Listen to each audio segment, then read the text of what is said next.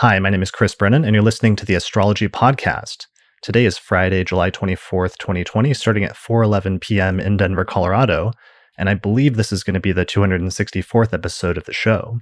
In this episode, I'm going to be talking with Dr. Benjamin Dykes about the origins of the concept of detriment in the Hellenistic and Medieval astrological traditions. So hey, Ben, welcome to the show. Thanks for having me. Yes, you're back again already. Our last episode a couple of months ago, 2 or 3 months ago, was on the origins of the concept of exaltation. So it's actually kind of fitting that we're doing what is accidentally a follow-up to that with the origins of the concept of detriment. Yeah, it makes sense. Soon we'll hopefully have the occasion to do an episode on Abu Mashar's Great Introduction, which is almost ready too. Yeah, so that's what you're finishing right now. That's your next big translation? Mm-hmm. Excellent. All right.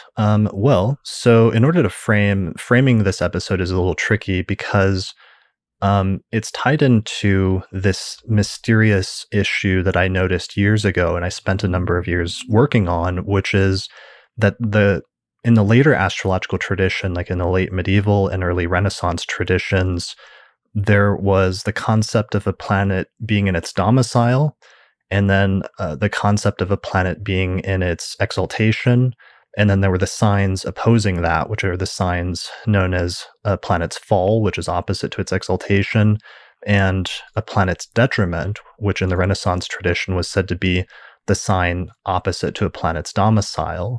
And these were seen as either positions that were somehow positive or auspicious if a planet was in its domicile or exaltation, or somehow inauspicious or negative or problematic if a planet was in its fall or detriment. And that's pretty well established by the late medieval and Renaissance traditions, but it's not something that's well established in the Hellenistic tradition. They'll define domicile, they'll define exaltation, and they'll define fall. But then for some reason, they won't mention the concept of detriment. And this was kind of a mysterious thing for a number of years. And I know even you mentioned this in the introduction to one of your early translations of Saul and Masha Allah in 2008, where you noted that there was some continuation of this in the medieval tradition where they still weren't referring to the concept of detriment as frequently as you might expect, right? Yeah, it wasn't as frequent and it did not seem as dire. And also, oddly enough, not quite as rich as fall. They were very interested in fall, but mentions of detriment all by itself were much more rare, and sometimes they would just be maybe heaped in with a list of bad kind of conditions. So I noticed that there was an asymmetry with how they were treating these when by the time of William Lilly and later Renaissance, detriment was just part of the package, unquestioned. Right. And so this is an issue for me as well. It was something I struggled with in the Hellenistic texts because we have a handful of introductory manuals, and it's really notable to see them having a chapter where they talk about domicile and what that means, and having a chapter where they talk about exaltation and then fall, and then they just move on with the rest of the text and they don't define any other concept. But then what happens, and that's true for most of the Hellenistic authors from, let's say, the 1st century, writing in Greek and Latin all the way through until about the 5th or 6th century. But then all of a sudden you get to the end of the Hellenistic tradition with one of the last great Hellenistic astrologers known as Rhetorius of Egypt. And then all of a sudden the concept is suddenly there. And he has a chapter where he's defining the concept that later became known as detriment, as well as saying that that's a problematic factor for planets when they fall in that sign opposite their domicile. So it's just like there all of a sudden in Rhetorius. And to me, it left this question for a number of years of either A, this was a new development that only happened later in the Hellenistic tradition, and that's why it shows up in Rhetorius suddenly, or B, the second option was that Rhetorius was simply articulating something that was implicit or was used in earlier authors, even if it wasn't usually explicitly defined for some reason. And those are sort of the two options that I struggled with for a number of years. Mm-hmm. So eventually, by the time I wrote my book, I taught it. I was ambivalent about the issue for a number of years, and that's how I taught it in my course on Hellenistic astrology for a number of years, and outlined this issue to people and said, I wasn't really sure what direction to go on this. By the time I wrote my book, I found enough references, not just to the concept in Rhetorius, but also in a few other Hellenistic authors, that I figured that Rhetorius wasn't just inventing the concept out of nowhere, but he must have been drawing on some earlier astrological tradition where this was used in the Hellenistic tradition, even if it wasn't very well formalized into a specific definition or concept. So for me, in my section on this in my book, Hellenistic Astrology, I outline the issue, but then say it was probably a concept that existed earlier, and it certainly did by the late Hellenistic tradition. So the focus became on picking a term to use to refer to it. Because unfortunately, the tricky issue in Rhetorius is that he uses the Greek term enantioma to refer to the concept that we know as detriment, but that term just means opposition. And the problem with this is that the Hellenistic authors used another word. They called the aspect of the opposition typically a diameter, using geometrical language for it. But this word opposition later came to be used by most Western astrologers as the word for the aspect. So I, in my book, struggled with introducing a different concept to refer to this term in the Hellenistic tradition. And I suggested adversity and exile. And then later I suggested the term antithesis, which I thought I just discovered last year in 2019, but it turns out I recorded a podcast number 44 of the Astrology Podcast. I mentioned in passing that I was playing with that as a possible term, and I must have forgotten about it by the time I wrote my book. So for me, this was kind of a settled issue at that point. But then recently on Twitter, somebody linked to an article by a former student of mine who took my Hellenistic course 10 years ago when I was still ambivalent about detriment.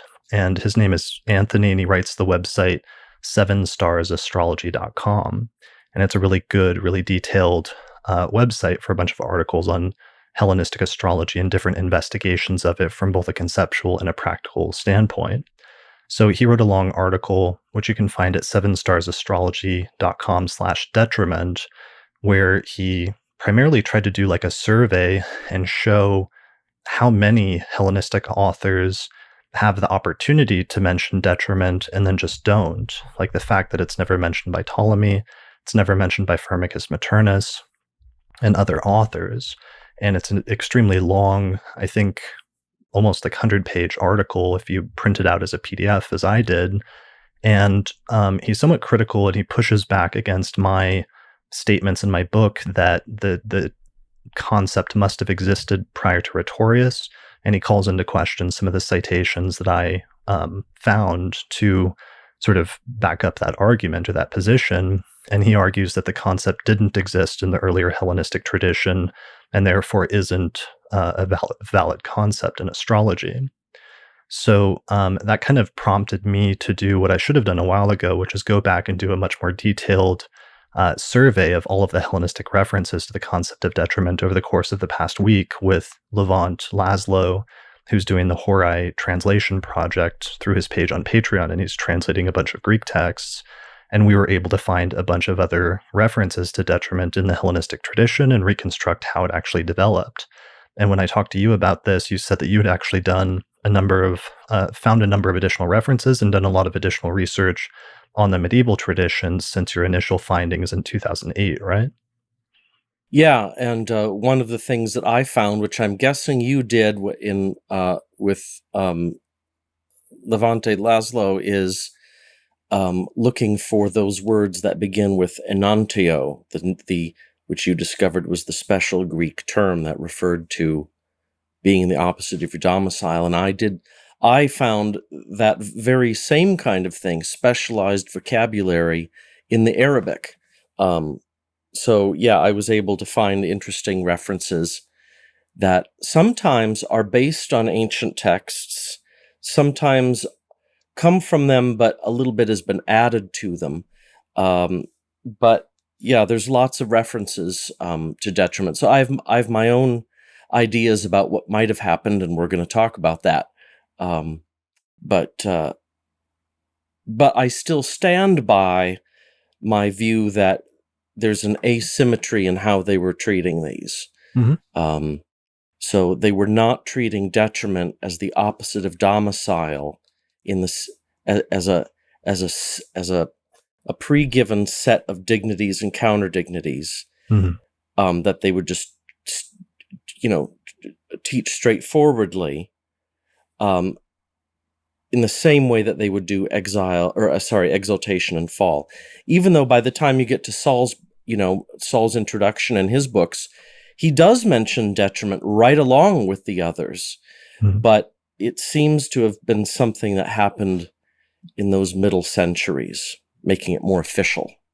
Yeah. And I think one of the things that's important is approaching it not with the preconceived notion that of what we're looking for is going to look exactly like what the later Renaissance astrologers or the late medieval Hmm. astrologers were doing when they conceptualized detriment, but instead just looking to see how the concept developed on its own sort of organically. And I think when you do that, you see a natural progression that provides some interesting insight into what the conceptualization was. And it was coming from things like the aspect that a planet has with its domicile and things like that. Hmm. Yeah, so there's lots that we can look at to see how this became official, or um, what we think happened. Yeah. All right. So, one of the things I want to do is I want to go through some of the passages that Levant, Laszlo, and I found over the course of the past week, because I think this right away will start to show what happened and will start to um, ex- just get rid of basically the idea or really challenge the idea that this wasn't a concept that was used in other Hellenistic authors. And in fact, I think you can trace it back to Dorotheus and Valens. And those are probably two of the influential authors that Rhetorius was drawing on when he eventually formalized the concept in the 7th century, in the 6th or 7th century. So I'm going to share my. I have a Valens reference to that I'm not sure is in your list, so we'll have to see. Okay. This is a document I'm going to share. I'm going to share it on the screen for the video version, but this is also going to be something I link to. I'll put a PDF of it up because I want to release this research publicly. So I'll put it in the description page for this episode on the Astrology Podcast website, as well as probably in a link below the YouTube video for the video version of this. But it's a collection of passages that Levant and I found in the Hellenistic tradition arranged chronologically. And the earliest references we were able to find, and unfortunately, a lot of these don't survive in the Arabic version of Dorotheus, which has a bunch of things missing and is corrupted, but still contains a lot of Dorotheus. But we were able to find some references where Dorotheus, which likely go back to Dorotheus, that are being paraphrased or quoted in later Hellenistic astrologers. So the first one is in a collection of texts attributed to Anubio, where he's describing the mutual configurations between the planets. And it says, in general, every star being diametrical to his own domicile himself diminishes everything that he promises. So this is like an early reference, and it's interesting that it's focusing on the idea of the planet being opposite to its own sign or having an opposition to its own sign. And this is thought to be Anubio paraphrasing a line from Dorotheus. So elsewhere in Hephaestia, when he talks about annual perfections, he basically paraphrases the chapter on perfections from Dorotheus. And at one point in there, there is a similar reference that says that when the stars are in opposition to their own domiciles, they are corrupted. So there's been some argument and some question, for example, in Anthony's article about whether this is a clear reference to the concept of detriment or something like it, or whether this is just referring to like a transit sort of reference or something like that, because it occurs within the context of a discussion about annual perfections and solar returns. But I think when you analyze the full passage where I have Schmidt's translation here, that it's pretty clear that he's analyzing the condition of the Lord of the year, or the perfected Lord of the year, which is the domicile Lord of the sign that the perfection has come to.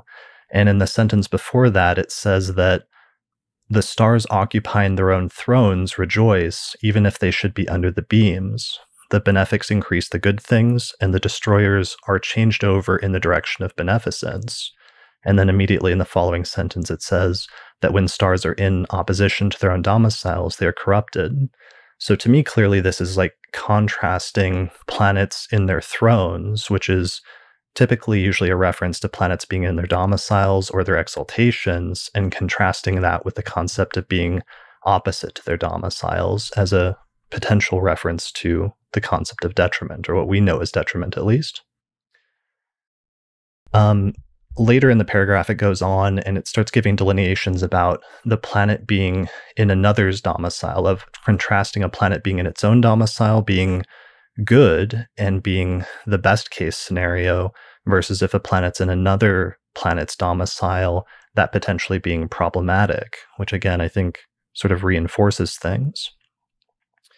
Elsewhere in Hephaestio, in Book 3 of Hephaestio, he starts paraphrasing some rules from Dorotheus again in a subsection on interpreting the lot of fortune. And the line in Hephaestio says, when the lot of fortune falls in the third sign from the hour marker, and the lord of the sign opposes it, one must see that the hatred and disagreement with friends is thereby indicated. So this notion that if the third house signifies friendship, then if the ruler of the third house is in the sign opposite to that, that it sort of inverts the signification and it indicates hatred and disagreement amongst friends, or So something like that. the lord of the lot is in the sign opposite the lot or contrary to the lot, and he's using again that some version of the word of that prefix enantio, which means some kind of conflict or contrariness.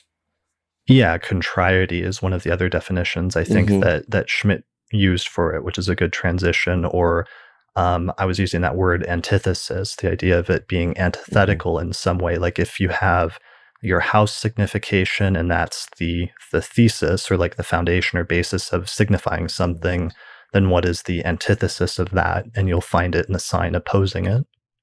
And so it's not, and so they're not, so the Greek does not say that it's diametrical to it, which is the aspect term. Instead, it's using a special word of contrariety and opposition that makes specific reference to the things it's opposite to. Yeah, and that's something. So this term enantioma in Rhetorius becomes the special keyword that he starts using to refer to detriment, and defining Hmm. it very specifically in that way in the 7th century. And Hmm. that's his keyword for detriment. So when we see it in earlier Hellenistic authors, they do seem to have a tendency sometimes to use that special keyword enantioma to refer to the concept of detriment as well. Hmm. So it's not clear if it was as formalized as it became in the time of Rhetorius, because sometimes they'll still alternate and they'll still use the term opposition or enantioma, but it does seem like there's a tendency to use enantioma more when they're referring to this condition. So it does essentially become like their equivalent of the term detriment to some extent. But note that it's still very much connected to and still tied in with the notion of the planet being opposite or aspecting its domicile through an opposition in some way. So Hmm. that gives us some clues right away that part of how the concept of detriment developed initially was just through the notion of a planet being opposite to its domicile, and especially when the planet is ruling a sign, what happens if it's supposed to be carrying out the significations of that sign or that house, but then it finds itself as far removed from that sign as it possibly can, and configured to it through the aspect of opposition, which was said to be a tense or adversative aspect. Yeah, and this is, I think, we'll continue to see this uh, in the Arabic material too, because there are references to this where we want a planet to aspect or look at its own sign because that helps it manage the affairs of its sign. Hmm. Well, what's wrong with an opposition? That looks at the sign, except that there's something really different that happens when you are in the opposite sign to the one that you rule. Different things come into play due to factors that we'll talk about. So it's you can see the sign, but being diametrical to the sign puts you in a different kind of condition, an antioma. Yeah, and I think so part of that is just coming from, like you said, we have that long passage in Firmicus that's always quoted and thought of, where he explains the Hellenistic conceptualization of like a planet in its own sign is like a person living at home, whereas a planet who's in a sign that it doesn't rule is like a planet who's living away from home, who's staying with somebody else, and then has to rely on the person who hosts that sign for support. And by extension, then the Hellenistic astrologers had a common interpretive principle that it's good for the ruler of a sign to be able to aspect or to see its sign so that it can support any guest planets that are staying in it. Hmm. So that means normally any aspect is positive, whether it's a sextile or a square or a trine, but you run into a little issue when you get to the opposition, because the opposition was conceptualized as the most challenging of the 4 or 5 aspects. So they Hmm. must have started running into an issue of, what do you do in that case? Is the opposition still helpful, or is there some challenge or some problematic conditions that come along with that? Yeah, and that'll be and that comes through, I think, in at least in one of the quotes from Abu Mashar, which brings that out. You know, what happens if you are in a configuration that's hostile to the very thing you're supposed to be taking care of? Right. And people live in that kind of state also. What happens if you're hostile to the things that you're supposed to be taking care of? So, um, Yeah, hostile. I like that's a good term, because that's a common term for the opposition, is the notion of hostility or adversity. Like, here's Porphyry's basic definition from, I think, chapter 7 of Porphyry, translated by Levant, about the nature of the different aspects. And it says that the configuration by trigon, which is the trine, is sympathetic and beneficial. And when a malefic is involved, it is less harmful. The tetragonal, or the square configuration, is unpleasant and inharmonious and capable of causing distress when a malefic is involved. And the diametrical configuration is adversative, but it is even more pernicious when a malefic is involved. So we have this notion of oppositions being like a challenging aspect, and therefore that's starting to be problematic if a planet, as the ruler of its sign, is configured to its own sign through that aspect. All right, so let's go back to the quotes. Um, so that's Hephaestio probably paraphrasing Dorotheus. There's a similar paraphrase of, again, probably Dorotheus in the text of Paucus, who was a later compiler. It says, if it, the lord of the third place, is in opposition, he will have enmity for friendship. And then again, if the lot of fortune falls in the third sign and its lord is in opposition, he will have enmity for friendship. So it's just this notion that the lord of a house opposing its house brings about the opposite of what the house is supposed to signify in some way. So those are some of the references that make me think that this does in fact go back to Dorotheus as a sort of condition, as an outgrowth of not just the aspect, but also just the rulers of the houses and what happens when they oppose their own house. And we actually find a bunch of passages that are very similar in Valens. And I think this is overlooked in this survey that we were talking about earlier, where it was stated that Valens didn't refer to detriment, but in fact, all throughout Book 2, there are several different references, including some example charts. So in Book 2, Valens has a section on interpreting the placements of the lot of fortune and the lot of spirit. And at one point he says, likewise, if the ruler of the lot of spirit is in opposition to this place, to the place of the lot of spirit, or the sign of the lot of spirit, it indicates men who reside abroad and become distressed. So that's from Riley's translation, and Schmidt translated it very similarly. He says, similarly, if the ruler of spirit should be opposite to this place, it foretells those who dwell in a foreign land and undergo troubles. So again, the idea of the Lord of the Lot opposing its sign being problematic in some way. And here we start to get some significations that become important later, where in this case it talks about living in a foreign land and undergoing troubles or being distressed. And I think that that notion of being distressed is probably coming from the idea that this is the ruler of the lot of spirit, which is supposed to represent a person's mental state. And if it's supposed to indicate one's mental state, if it's well placed, then it would indicate auspicious or positive things for the mental state. But if it's opposite to its sign, it's going to indicate some sort of tension there with the mental state, which they delineate as being distressed in some way. So this starts to bring in some of the traveling type significations, which I know come up later in the medieval tradition as well, right? Yeah. Okay, so we'll get to that. So next, a few chapters later, in Valens chapter 23, he's interpreting the lot of acquisition, and he says, or I should say, the place of acquisition, which is the 11th place relative to the lot of fortune, and it says, if the ruler of or when the lord of the acquisition is opposed to the place of acquisition, it makes the property void. So the place of acquisition is the 11th place, and Valens, the 11th place relative to fortune, and Valens has a whole chapter about how this indicates how the native will acquire wealth and property. And he says that if the ruler of the 11th place relative to fortune is opposite to its own sign, then it will invert things and it will indicate a loss or uselessness in terms of wealth and acquisition.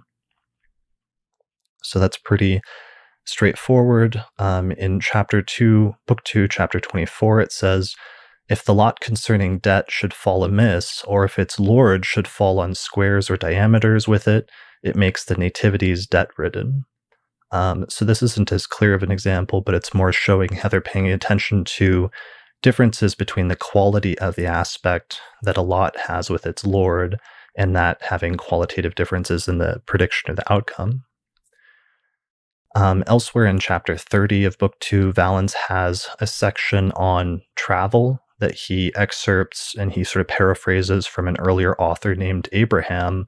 And this is actually the first time that Valens introduces the technique called zodiac releasing. So within that context, at one point, he says, when again the lords of the signs having the times or the division, so the zodiac releasing periods, should happen to be in aversion to the signs or opposed to them, the signs provide stays away from home. If the lord of the sign were where the times are, so the current Time Lord period, should be opposed to it, it causes either moves or being away from home. So again, he's doing two things. One, he's associating a planet being opposite to its sign with the potential for travel. And secondarily, he's starting to group, and this is something we'll see in the other authors later, he's starting to group the opposition together with the concept of aversion or not having any aspect with one's sign. And I think this is a change that happens at one point in the Hellenistic tradition where they thought it was good for a planet to be configured to its domicile, and it was bad for a planet to be in aversion or have none of the major Ptolemaic aspects with its domicile. But at a certain point, they started thinking that the opposition was so difficult that it was practically just like an aversion rather than being an aspect with the domicile itself. And that may have been part of the development. All right, so back to the quotes. Finally, there's a chapter in book 2 of Valens, which is chapter 41, and it's his chapter where he gives indications for a potential for violent death of the native. And he actually has a bunch of example charts in this chapter, but this ends up being his primary discussion where he starts talking about the concept of a planet being opposed to its sign. And at one point at the end of the chapter, I think Valens realized that he had talked about this concept a lot without defining it. So at the end of the chapter, you actually see him stop and define it formally. So before we get there, towards the beginning of the chapter, he says at one point, whence the all-blessed nativities are not allotted good fortune all the way to the end, but rather when the ruler of a star for a certain matter should fall amiss, or else should be opposed, it will furnish misfortune. So again, he's grouping when the ruler of a place is in aversion to its sign, or even is opposing its sign, together as being a negative indication. So then he goes in and he starts citing chart examples for violent death. And in at least two of these examples in this chapter, he mentions planets being opposed to their domiciles as being negative indications. So here's one chart example. I'll read it through from Schmidt's translation. It says, in this example, the sun, Hermes, Aphrodite are in Pisces. Kronos is in Virgo. Jupiter is in Scorpio. Mars is in Taurus. The moon in Sagittarius. And the horoscopos, or the hour marker or ascendant, is in Leo. The lot of fortune is in Taurus. He says Mars, holding sway over the lot of spirit, was upon Taurus and opposed. And so this is important. So he's looking at the lot of spirit here. He says it's in Scorpio. However, the ruler of the lot of spirit is in Taurus and therefore is opposed. And I believe he uses the term enantioma here. So he's using what became Rhetorius' special keyword for detriment later here in a technical context to say that there's something challenging about this placement because it's opposite to its sign. Do you happen to know in the Greek grammar, when you and Levente have looked at this, I noticed that you say, it doesn't say, and he opposed it. Because if it said he opposed it, namely Scorpio, that would sound more like Like an aspect. Is that word, is the verbal form of that enantioma here, is it mean something to be in an oppositional state? Because Greek has that ability to talk about yourself in a way like that. So does it mean that it is in a kind of conflicted or oppositional state, or is it a straightforward verbal form meaning and he opposed it? I don't know the answer. I mean, I think if it's enantiotheus is the Greek that Levant put in, and then later Valens uses the same term to refer to another planet, and he says enantiothe. So those are the two forms that it's in. Because I think Schmidt was always such a stickler for grammar that it was if it was in the form of and it opposed it, then he would have put that. But instead, the fact that Schmidt translated as and opposed, it means it's the other one. So, okay, so Valens says the lot of fortune was in Taurus. Mars, holding sway over spirit, was upon Taurus and opposed. So another way you could translate that is like and is in the place of its contrariety, or and detrimented, or and basically the equivalent of what later became detriment. In contrariety, maybe? Yeah, in contrariety.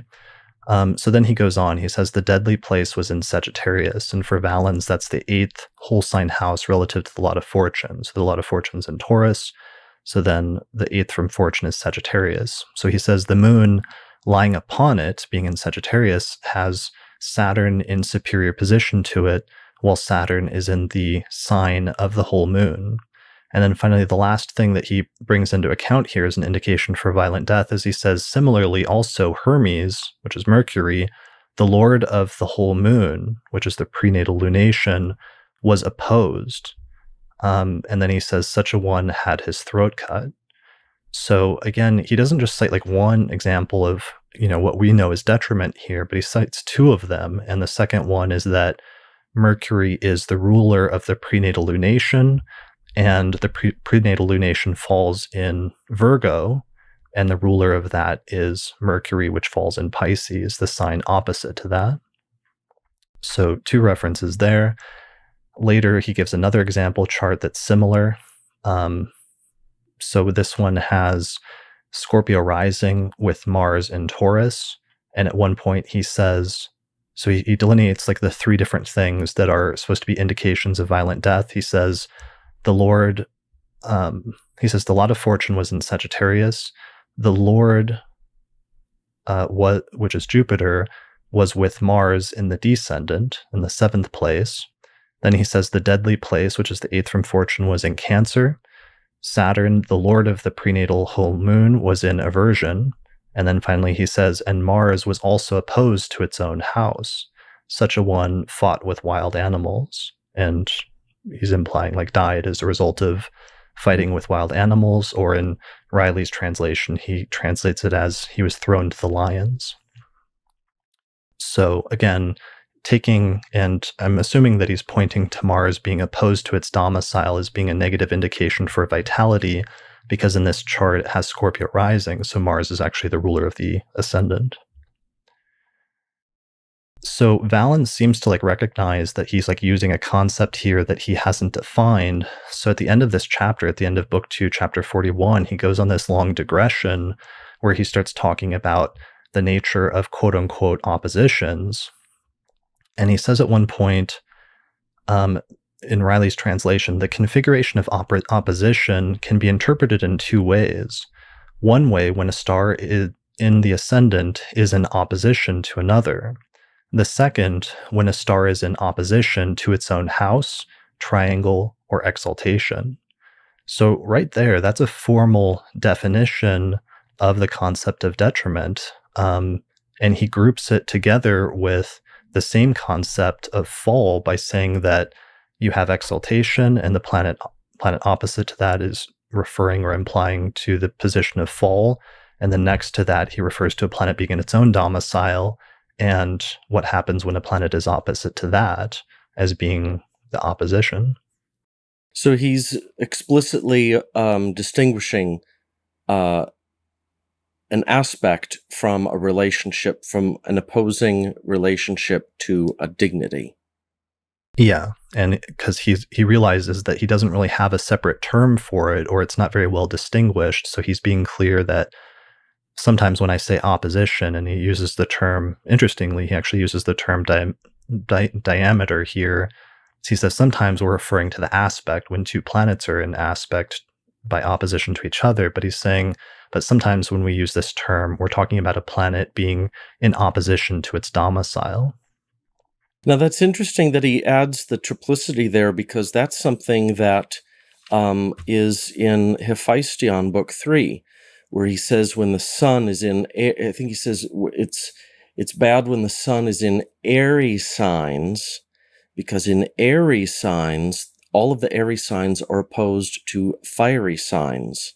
And the fiery triplicity is his triplicity. So Valens couldn't have been the only one who said it was also bad to be opposite one of the signs of your triplicity. So that's interesting that that's also in Valens. Yeah, and one thing that's interesting I've been thinking about, because I was trying to understand more of why, let's say why, if some Hellenistic astrologers like Valens and Dorotheus and Rhetorius recognize this concept, why other Hellenistic astrologers maybe wouldn't have or didn't recognize this concept, if it's true that others didn't. And you actually kind of have a similar parallel which I've talked about before, and which we explored with the discovery about the origins of how the elements came to be assigned to the triplicities, and how some Hellenistic astrologers applied the 4 elements of earth and air and fire and water to the signs of the zodiac, but some Hellenistic astrologers like Ptolemy didn't. And the astrologers who did were like Dorotheus, potentially, definitely Valens, and Rhetorius did apply the 4 elements to the signs of the zodiac through the triplicities. But one of the issues with that, and the argument that I made at the time, that the reason why somebody like Ptolemy would omit that is because it followed the Stoic rationales for attributing the qualities to the signs of the zodiac, which made fire signs hot and air signs cold, and put those signs in opposition to each other in the zodiac, so that fire signs are always opposed by air signs, and therefore they have diametrically opposite qualities of hot and cold, which are adversarial or contrary to each other. And similarly, the water signs are conceptualized as being wet, and the earth signs are conceptualized as being dry. So therefore, they're diametrically opposed qualities. I could see how this could be another potentially underlying factor that could have helped contribute to the development of the idea of detriment, and of opposing signs having these contrary or adversarial or canceling out qualities, especially when the lord of one sign is in the opposite sign, and also potentially Ah, maybe why some authors like Valens could have recognized this concept, whereas somebody like Ptolemy, who didn't use the elements, maybe was less inclined to. so that, for example, Venus rules Libra. Now, if she's in Aries, we would say she's in detriment, or she's in antioma to Mhm. Libra. But we could say also that that is also a bad thing if you're using the Stoic attributions of the elements, because as an Aries sign, uh, because Libra is an Aries sign, and Aries is a fiery sign, and those are opposed qualities. Mhm. So it's not just that she's opposing her own sign, she's now in a sign of opposed qualities. Yeah, and this came up, and I almost recorded an episode last week because there's been a lot of interesting discussion about this year about just modern contemporary astrologers who are practicing Hellenistic astrology and adopting traditional techniques, but then trying to adapt and reconceptualize, or at least understand some of these traditional concepts within a modern context. And so there was some discussion earlier this year on Twitter and Instagram under the hashtag of Dignity Babes of they were writing, there's a group of astrologers that were writing different articles and talking about how to conceptualize it in some ways, such as through ideas of self autonomy versus the opposite of that. And when a planet is in its domicile, having self autonomy versus what happens when you are in the opposite situation from that and your autonomy is somehow taken away from you in some way, or you are not fully in control of your own environment, let's say, Hmm.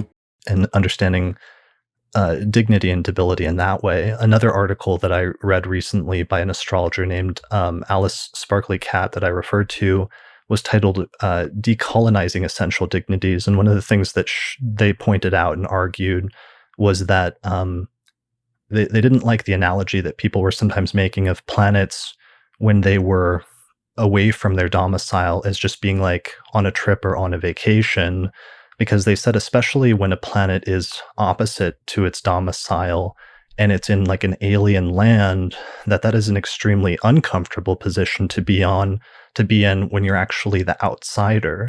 And they Hmm. made analogies of, like, let's say a person who is a minority in some sense compared to the dominant or sort of established group that they find themselves in, and what kind of like awkward position that puts them in, as well as a position where they have less maybe self autonomy in order to accomplish their own ends or do their own things that they want to do.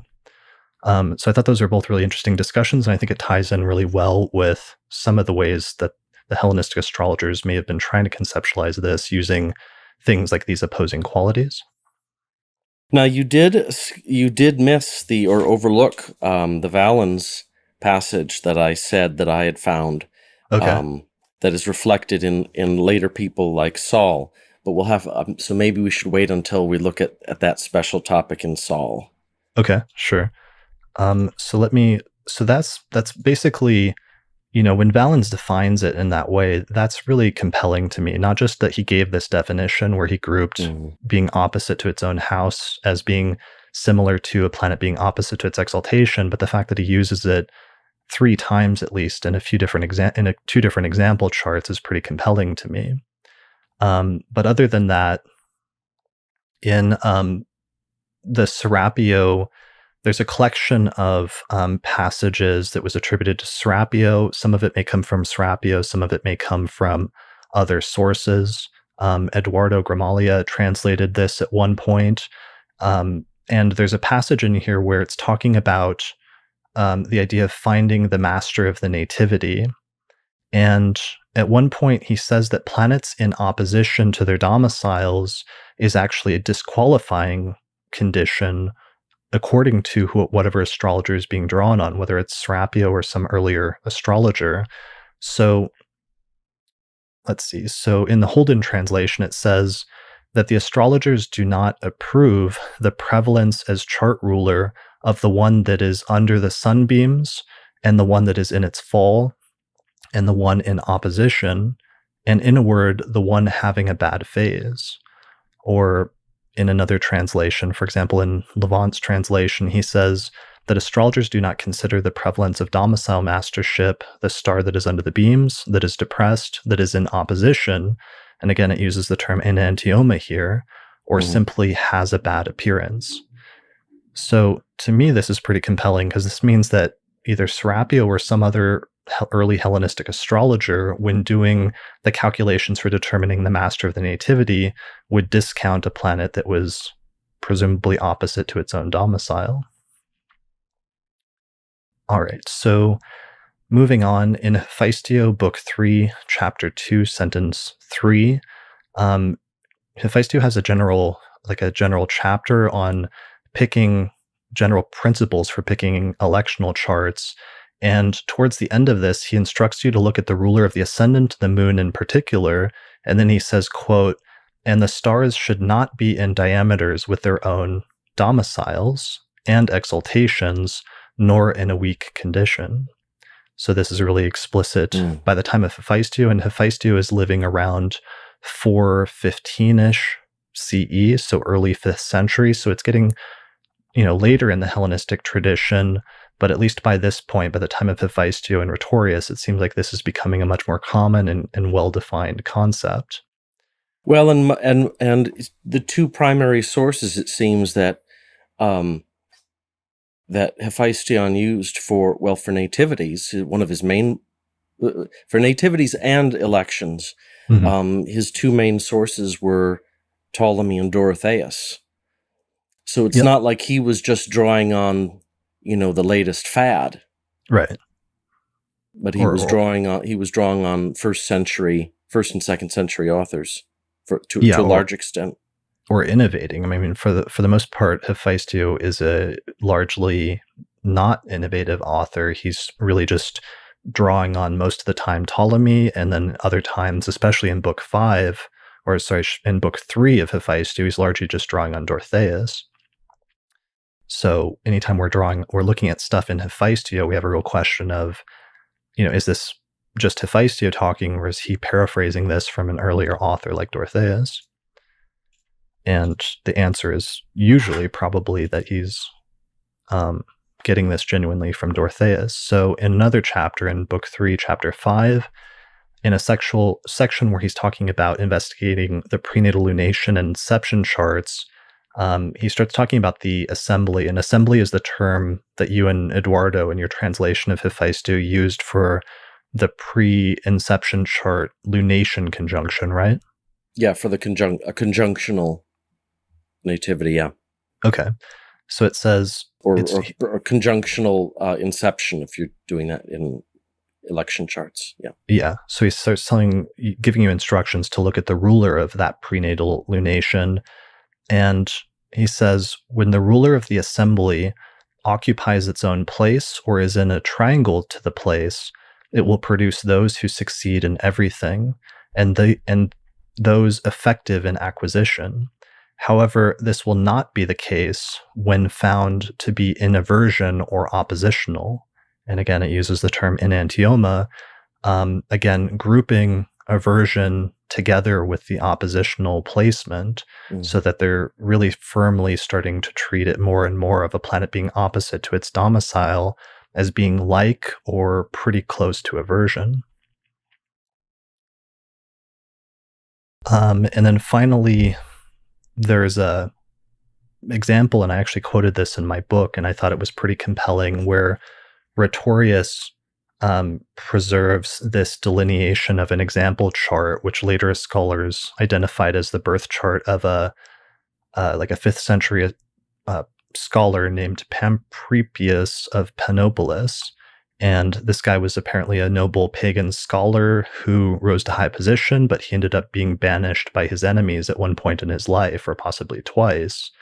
So Rhetorius uses his birth chart, and at one point he's looking at the triplicity rulers of the sect-light and the ascendant, and he's also looking at the condition of the moon, and he notes that both of them are in Taurus, and that the ruler of Taurus in this person's birth chart is Venus, and it's located in Scorpio, which is the sign of its detriment or opposition. And he says, but also Venus, ruler of it, and the moon, posited in opposition to her.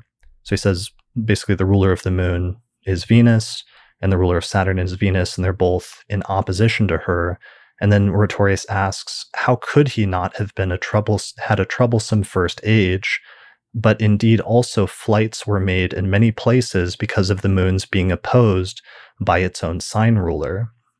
And then, in order to back this up, Rhetorius then quotes some earlier Hellenistic author who he doesn't identify. It may be Dorotheus, it may be some other astrologer who wrote in verse. And the verse says, behold, the moon is in the domicile of some star, and if you find that one lurking in opposition, he will also indeed be a fugitive, obscure, and a wanderer. So if the moon is in Sagittarius, Mm-hmm. and her lord Jupiter is in his detriment in Gemini, opposing her, so she's in a sign in which the lord of the sign is in its own detriment, opposing that sign. Yeah, and I think that's partially because the moon, as one of its general significations, is supposed to be like the home and the living situation. Mm-hmm. But if the moon and the sign it's in indicate the home and living situation, but the ruler of that is in the sign opposite to that, then it must indicate that which is antithetical to living at home. And the most antithetical situation to living at home is actually being banished from your home country and unable to return home, but having to stay abroad. Mm-hmm. Yeah, so that's pretty compelling. And then elsewhere, Rhetorius quotes the same rule in an earlier chapter where he says, the moon being opposed to its own ruler makes fugitives, dishonored persons, wanderers, and those living abroad. And then there's just basically a bunch of other. I mean, Rhetorius is the first author who finally, at the end of the Hellenistic tradition, he moves this from just the delineation sections like Dorotheus and Valens were doing, and right at the top of his work, when he's defining basic concepts, he actually has a definition of detriment, and he groups it when he mentions all of the signs of the zodiac in with the basic properties of like domicile, exaltation, fall, and then he says the sign of a planet's detriment. Mm-hmm. And in chapter 7 of Rhetorius, he actually announces that he's going to explain the rationale for not just the exaltations and depressions, but also the concept of contrariety or detriment. And then he does so in chapter 8, where he has this long paragraph that says, and this is from Schmidt's translation, why is it that the domiciles of the sun and the moon are contrary? And he uses the term enantioma, so you could say detriment here to the domiciles of Kronos or of Saturn. And then Rhetorius says, we say that it is because the sun and the moon are the lights of the cosmos, while Kronos is the master of darkness, whence light is always contrary to darkness and darkness to light. Again, why is it that the houses of Hermes are contrary to the houses of Zeus, and the houses of Zeus to the houses of Hermes? We say that it's because Zeus is the overseer of possessions and abundance, while Hermes is always the master of arguments. The intellectual facility, then, is always contrary to and looks down upon the desire for possessions, and abundance is contrary to what is intellectual. Then again, why is it that the houses of Mars are contrary to the houses of Venus? We say that it is because Venus is the overseer of every desire and delight and pleasure, while Mars is the overseer of every fear and war and passion. The delightful and appetitive and pleasurable, then, is contrary to the terrible and the passionate and the polemical. So this is Rhetorius's attempt to explain and rationalize and actually formalize the concept of detriment at the end of the tradition, where he's saying it's not just about a planet opposing its sign and the tension of the opposition being difficult, but it also has to do with the interaction between a planet when it's staying as a guest in another sign, and the ruler of that sign has contrary or literally opposite significations that somehow cancel out or antithetical to that planet's Hmm. inherent qualities or significations. Hmm. So that rationale also then comes up and sort of gets enshrined later in the medieval tradition as well. And I think it shows up in Abu Mashar and maybe other authors, right? Yeah, I think when we get to the slides with my quotes on it from Abu Mashar and Saul, we'll see a lot of these things come together, and I think they fall into in I've what I've done in my course is I've I've grouped them into three groups Mhm. that seem pretty consistent, and m- uh, the the quotes that I've given you, many of them come from or are based on traditional earlier texts. Okay. But Um, they start to fall into groups, and we've sort of explored through these quotations why they could fall into groups, because we've seen some of the same reasoning um, pop up again and again. right. Yeah, let me see if there's any more that present anything new or unique in the Hellenistic authors, because most of the rest are from Rhetorius, although some of Rhetorius's delineations get copied over by Theophilus of Edessa at least once or twice. So, for example, Rhetorius says the ruler of the fourth house opposing its house means that the native will meet his end abroad. So the native will die abroad if the ruler of the fourth is opposing its own house. And Theophilus copies this a few centuries later, and he says the ruler of the underground pivot opposing its own house say that he will die in foreign lands. Or similar things with the ruler of the 11th place. There's eventually one delineation, I believe, of like the lot of the father being and what happens when the ruler is opposite to that and indicating that the native is illegitimate in some way or that the parentage is contested. Here it is, Yep. Rhetorius 548. If the ruler of the lot of father should be found to be opposite to its own house, where the lot of the father happens to be, it says that such are supposititious, which means like illegitimate or falsely presented as a genuine heir. Mhm. So those are all the Hellenistic quotes, and there's a few more, but I'll leave them for people to check out in the PDF that I'll attach to this episode. And to me, I think that shows how this concept started developing. And even though it wasn't perhaps formally defined early on, we see like a constellation of overlapping concepts and reasons why it eventually may have started to coalesce in that direction until eventually, by the time of Rhetorius, he really does start formalizing the definition. And then Rhetorius's text is one of the ones that was passed off to the medieval tradition, in addition to parts of Valens and large parts of Dorotheus, right? I'm sorry, say that last part again. That That Rhetorius's text was did make it into the medieval tradition, the Arabic tradition, and also parts of Valens made it into the medieval tradition, as well as large parts of Dorotheus. Yeah, they made it in there in different forms, but yes, they had access to that material. Okay. So, as a result of that, probably, or as a result of those texts making into the medieval tradition, we start to see something very similar showing up in those texts. And this is where you started grouping it into the three categories of where those references Hmm. show up. Hmm. And we also see some specialized vocabulary also in the Arabic as well.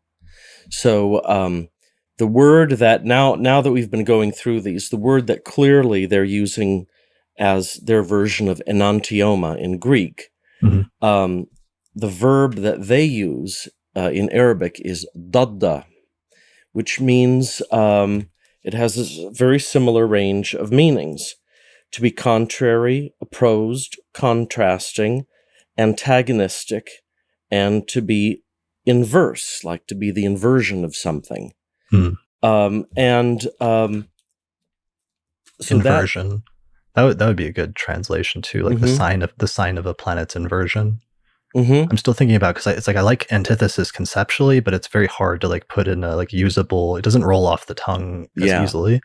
yeah. Um, and But it's yeah. that falls within this kind of range. So dadda is their main verb. But there's another word which is wabal. And wabal is an interesting term. It refers to, well, it refers to a theory of illness coming through bad air. So Mm. it's the wabal literally means unhealthiness, but it has to do with the idea that the unhealthy body is corrupted somehow, usually by bad air. So so there's a sense of disintegration and corruption in that term as well. So those are the two main ones they use. And is that the Um, term that's probably the term then that eventually is translated into Latin in something that starts becoming detriment, right? could be. I haven't tracked it exactly because detrimentum really means to like to wear something out. Mm. It does not really mean the opposition of something. Mhm. So it could be that they got this idea of detriment from wabal, but I can't be sure quite yet. Okay. But the point is that the Arabic astrologers, they started developing a special term or two that were used for this because they were starting to recognize that it was something unique, and they must have picked up from the late Hellenistic tradition that it wasn't just an opposition aspect, but there was something unique about this. And that's always been one of the interesting things that I've appreciated about your studies of medieval astrology since the beginning, going back to like 2007 and 2008 in your books, is really showing how the early medieval astrologers that were translating the texts into Arabic from Greek and earlier authors, they really did try really hard to find words that were close to the Greek technical terms that they were translating, and they were very conscious of that. Yeah, in fact, if you think about the difference, so we've talked about the difference in Greek between two signs in a diameter, which is the normal aspect term, and this enantioma, which is a kind of contrariety. In Arabic, it's very similar.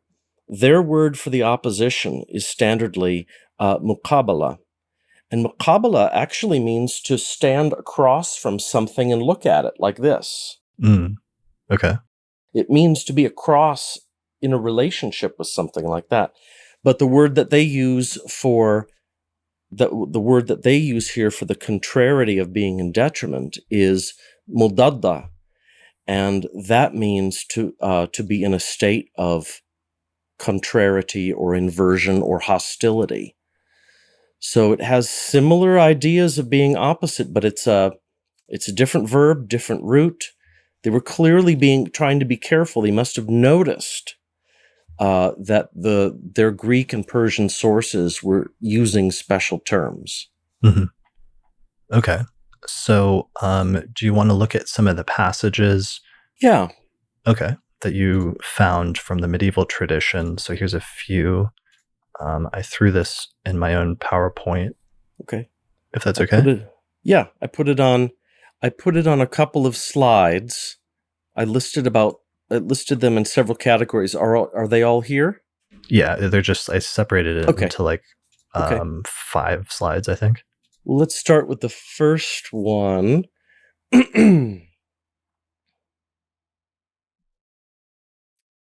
Okay. Is this it, or Yeah, do you so want to? so this first one is just a general statement about it's a list of bad conditions that the moon could be in. And here now we see one of the things that we've been seeing before. When she's in the contrary of her own house, and I think that's the mudadda term, Mhm. or she is absent from it, and that means she's in aversion to it. Okay, so they're So we're grouping it together again. mhm. So Okay, so that's just this, a general definitional kind of throwaway kind of definitional statement. yeah, but a general statement about these are 8 conditions of difficult placement in electional charts. Yeah. Okay. And it's grouping those to detriment and aversion in the way that we can see that the predecessors did too. Okay. So here's the one of the three major groups of themes is what I call division, contrariety, and dependence. Mhm. And the idea here is that when you're in the opposite of the sign that you rule, um, you are in a condition that is similar to being alien or peregrine. Mhm. Because if you're in a place that you don't rule, that's an alien or peregrine planet, you are subject to the situations and the significations and the qualities of the planet that does rule that place. Mhm. Well, if you're in a place that, like we saw, if you're in a sign whose Lord has the significations that are the opposite of yours, then there's a kind of divided attention, there's a kind of a conflict going on with what the planet wants to do and what it is, the conditions it's able to operate under. So Right. here are two quotes from Saul. One is from his aphorisms. He says, "If the Lord of the ascendant, or the moon, was in the seventh from its own house, then the owner of the sought matter," that's the querent, this is in a horary chart, "the querent will be reluctant about the sought matter, and it will weigh heavily upon him." So Mhm. what do you do when you are seeking something that you don't actually want? Right. Or you're going for something that you already feel burdened by? That could describe the situation of being in the opposite of your own house, because you're now you're laboring uh, under contrary conditions. Yeah. That makes a lot of sense. Another one is in the book of on questions. If the Lord of the seventh was in the ascendant, so the Lord of the seventh is in detriment by being in the ascendant, Mhm. then the woman, who here is the seventh house, will be more eager than the man is. So the Lord of the seventh manages the woman in this question, but she's in the house of the man, which means it's as though she is more subject to and dependent on and more interested in the man than he is on her. Mhm. So again, we have this idea that you're not just in a different place. You're in a place where the attention of the planet is somehow being divided or divided against itself, or two contrary interests are at work, rather Yeah. than the planet in its own sign being more unified and direct. Yeah. I think that that may be like another area where this may have come from as well is through um a division also between like the first house and the seventh house, and the first house always being like the house of the self, either in natal astrology or in even electional astrology or horary astrology, and the seventh house being like the default place of the other, which becomes like the partner or the marriage partner or other people in general, but also becomes sort of like the default other, and possibly this concept of detriment growing out of that partially as the place of like othering. And when a Mhm, planet is in the place of its detriment, it being in a situation where it is the one who is othered, and has its own interests in some way, um, set aside or minimized in some way. mhm, So, and then that also kind of works with derivative houses because you always kind of have that issue anytime you're looking at the the sort of binary pair of two opposing houses and the topics that they signify, as being similar sometimes, but also sometimes opposed or um, sort of not conflicting, but competing with each other in some way. mhm, Like what happens when you contrast, like in a horary question, like the second house of your finances with the eighth house of like the partner or other people's finances or something like that. mhm. All right. So back to your quotes. Actually, another way to put that would be the difference between the second and the eighth is not just the eighth is the opposition to it. It's that the eighth is the money of other people. Exactly. It's subject to other people's control. It's Right. not just a sort of abstract opposition. Um, the people who own that money and are controlling it might have different kinds of interests than you do. Right. Yeah. And what happens when that happens? And it creates an inherent sort of contrast or conflict. It's not one that can't be overcome.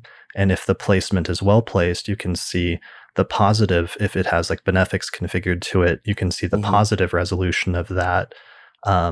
Versus if it has negative indications, then that could be a challenging or a negative thing. But the point is initially that it does set up a sort of contrast that inherently has a bit of a tension because it's almost like a contradiction. Mhm. There might be a similar contrast, even if we're talking in more modern terms, but still relatable to the Hellenistic tradition between like the fourth house of your home and living situation and private life versus the 10th house of like your career and your public life. And what happens if, let's say, the ruler of the fourth is in the 10th and your private life is suddenly public and the inherent tension in that versus if the ruler of the 10th is in the fourth or what Mhm. have you. So maybe some of this then grew out of a continued tradition of using things like the rulers of the houses and just what happens inherently when the ruler of one house is opposite to its house, just when you start playing with that sort of logic. And that's something that was always there from very early in the tradition, from Dorotheus and Valens onwards, of looking at the rulers of the houses. Although it is interesting that it's not really till Rhetorius that you do get him for the first time in chapter 57, where he systematically tries to go through and delineate the rulers of the houses when they're in different houses. And that's something that, as the tradition progressed, became much more standard as a basic technique. But we've got here the idea so far in this first category, we've got the idea of a contrasting place by opposition, but also being having a planet's attitude and interests being mixed with contrary planets who are in charge of that place. Right. Okay. So back to your quotes. The second quote, and I just have one here, is the idea of corruption and disintegration. And again, this is the idea that um, a healthy person or a healthy body is has a kind of integrity and balance and cohesion. But a sick body is one that is falling apart and has less cohesion and more imbalance. And that's why they use the word wabal, unhealthiness, to describe the sign of detriment. So Mm, he says, when he's talking about children, and he says, if you found these planets in their unhealthiness, he will not have children. He lists some planets, and these ultimately come from Valens and Dorotheus. If you find these planets in their unhealthiness, he will not have children. While if they were raised, that is, if he did have children, he'll be saddened because of them. mm. Okay. So it sort of corruption of what the house is supposed to signify under the best case scenario. Yeah, it either corrupts and disintegrates the topic itself, or even if the topic is produced, it makes things fall apart later. Okay. That reminds me then, and this is also probably another concept that may have, again, over time tied into and helped this concept of detriment to like develop organically, is very early in the Hellenistic tradition in Antiochus and then Porphyry. You have the definition of the concept of counteraction, that Hmm. they say when a planet is like well situated in a chart, if it's in a sign ruled by a malefic, and the malefic is itself poorly placed in like the sixth or the 12th house, then it can drag down or counteract the significations of the original planet, and it can sort of corrupt them or maltreat them in some way. Hmm. So that notion of a planet when it's not in its own sign really relying on the domicile lord of that sign was like a big deal to the Hellenistic astrologers. And this Hmm. again could be a reason why, or could point to a reason why, a planet being in a sign ruled by a planet that has contrary basic principles could be problematic to the functioning of that planet. Hmm. All right. And then you have a few more. I've one more category and then a special topic. So this third category is things that have to do with foreigners, travel, and some other things, including something that I've found also is that similarly to fall, a planet can, in detriment, can show something that is considered unusual or countercultural or disapproved of, Mm. like it's contrary to what's familiar. So here are a few examples here. So the first one from Saul's Nativities. This is the chapter on travel, chapters on travel. And if you found the moon contrary to her own house, and the lord of the ascendant contrary to the ascendant, then the native's livelihood will be outside of his parents' country.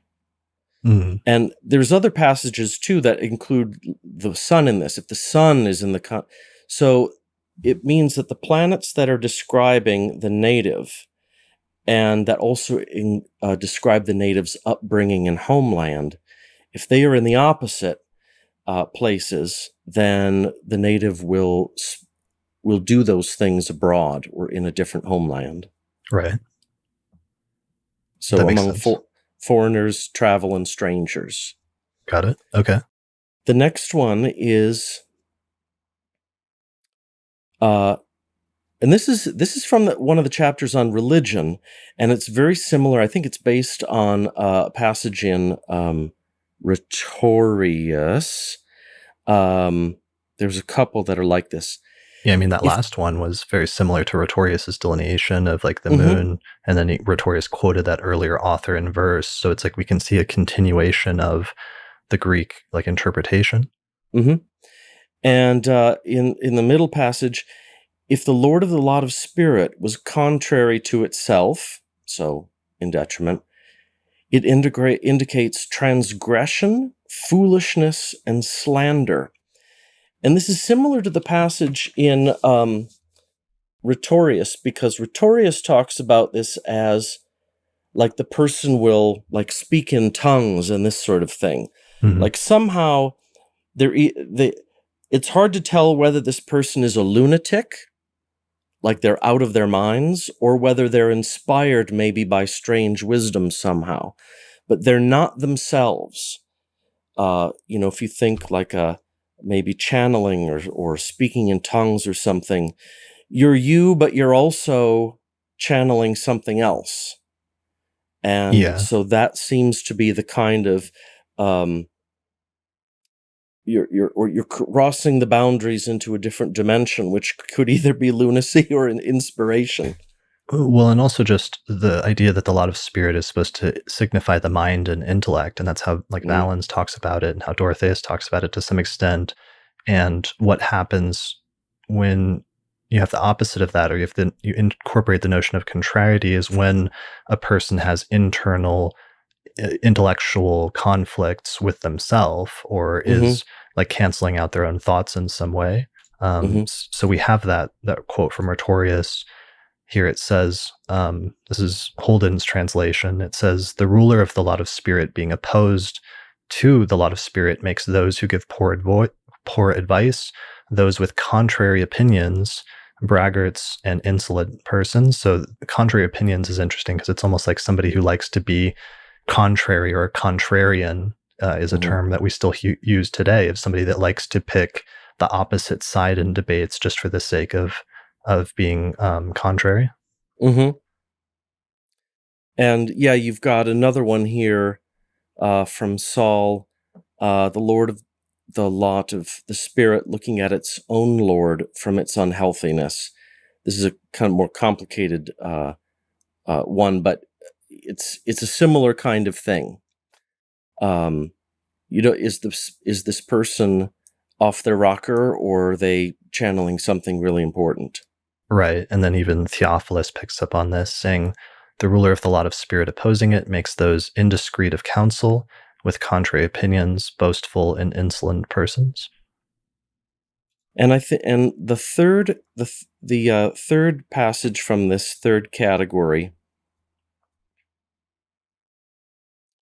comes from Abu Mashar, and it seems like, yeah, okay, we've seen versions of this.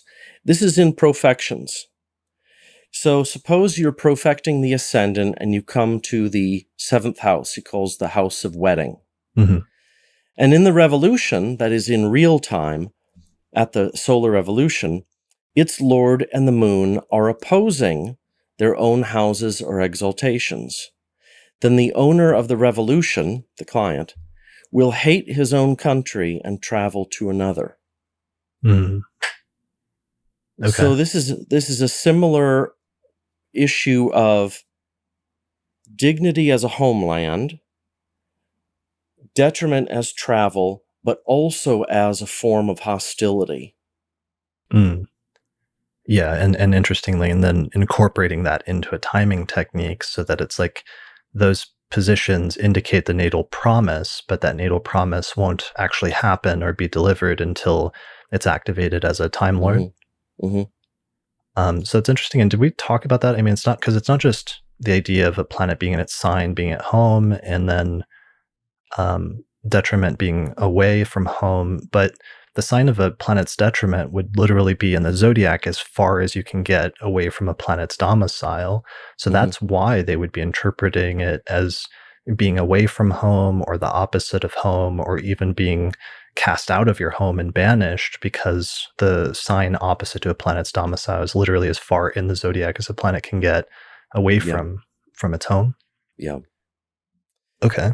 So then I think if we could look at the last thing I had here were some special topics, adoption and adultery. And both of these come from ancient sources. And so the first one about adoption, or you being alleged to be the child of a different father.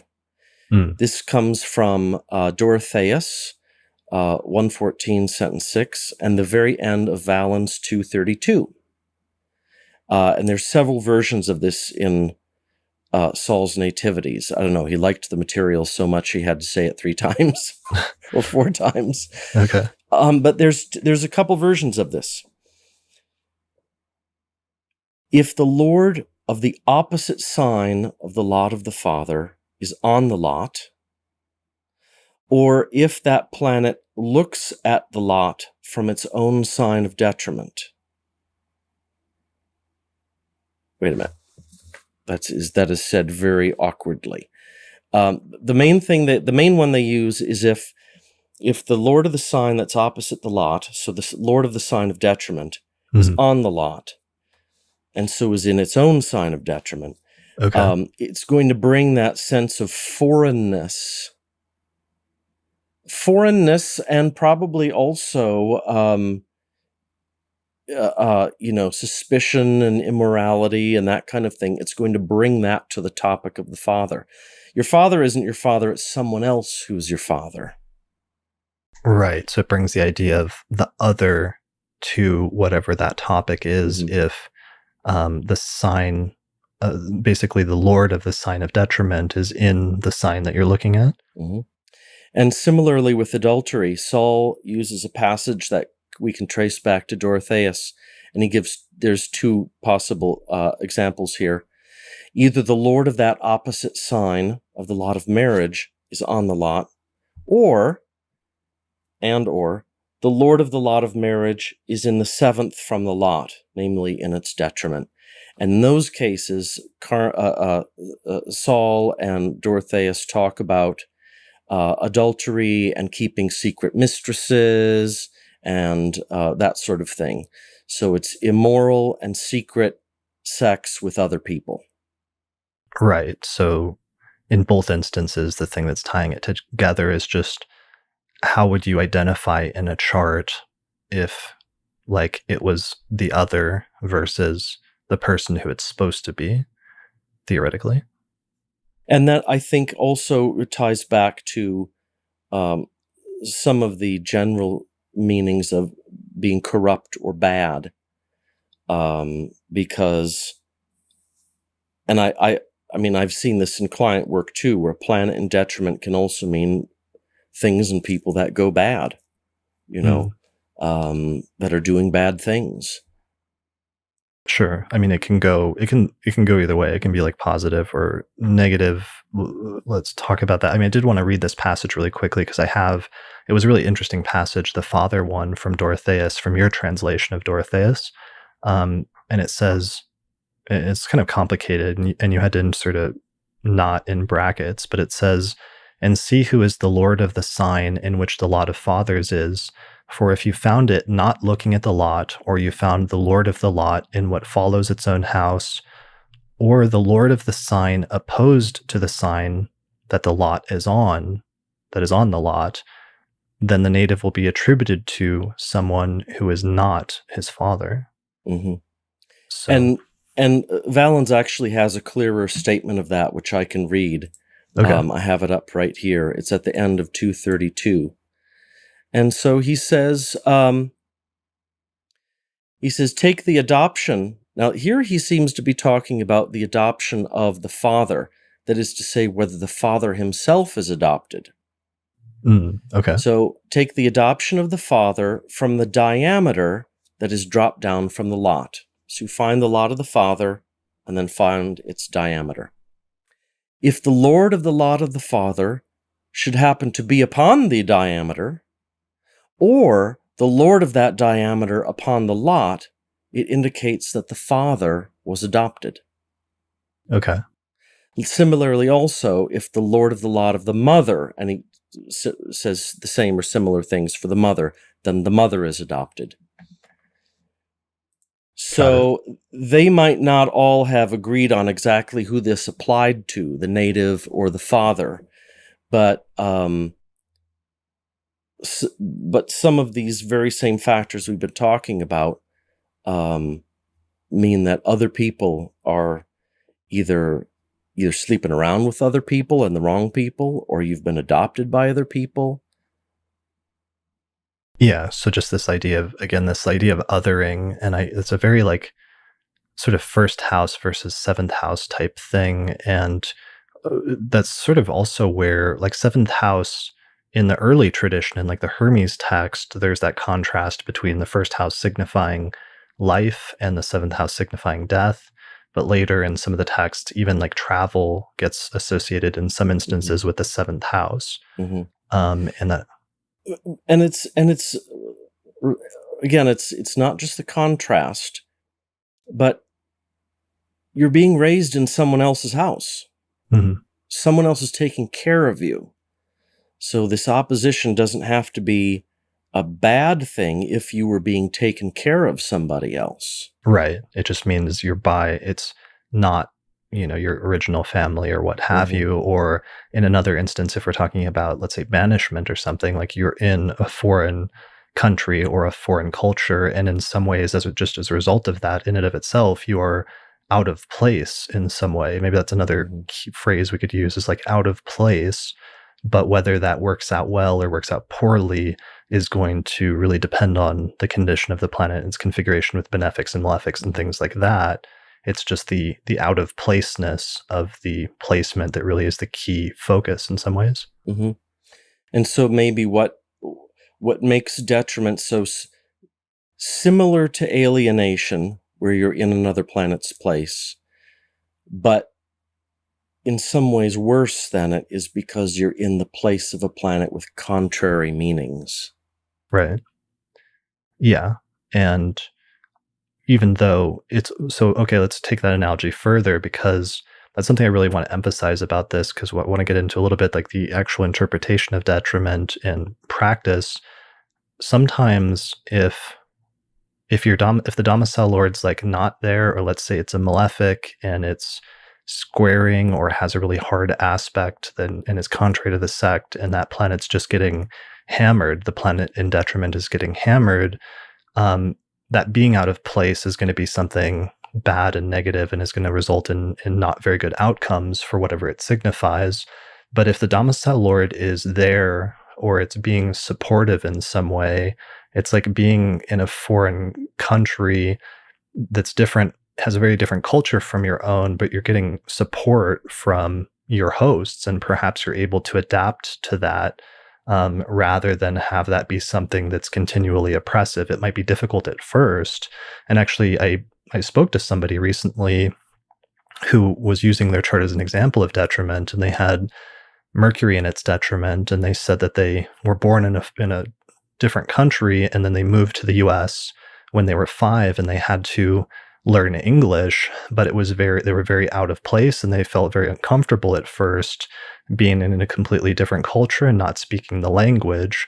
But then eventually as the person grew up, they were able to overcome that and to learn the language and then actually become a really fantastic writer.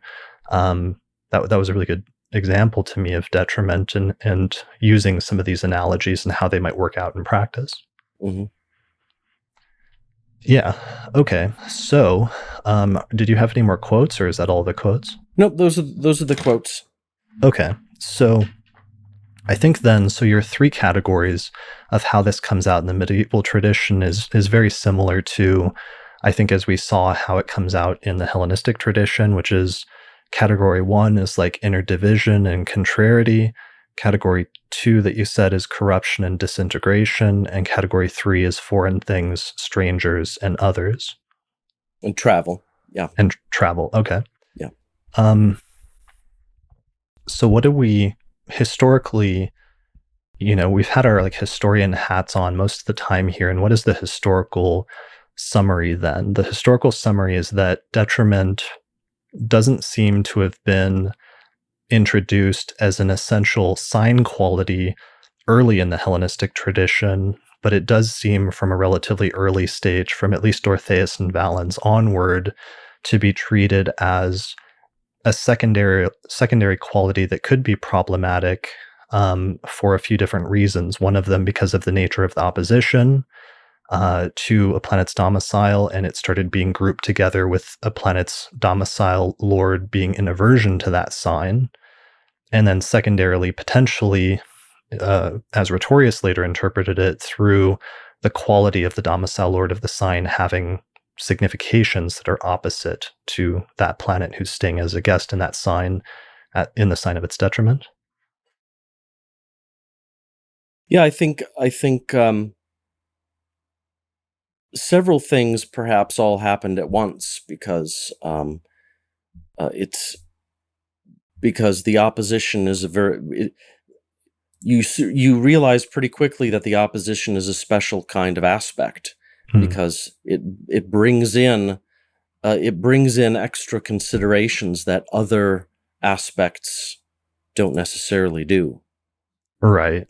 And even potentially some of the astrologers, because in the Hellenistic tradition, sign based aspects were still very important. Hmm. And some of the astrologers may have taken into account additional things like the elemental qualities that would have made them interpret it a certain way, versus other Hellenistic astrologers like Ptolemy may not have taken that into account, so may not have gone as far in that direction.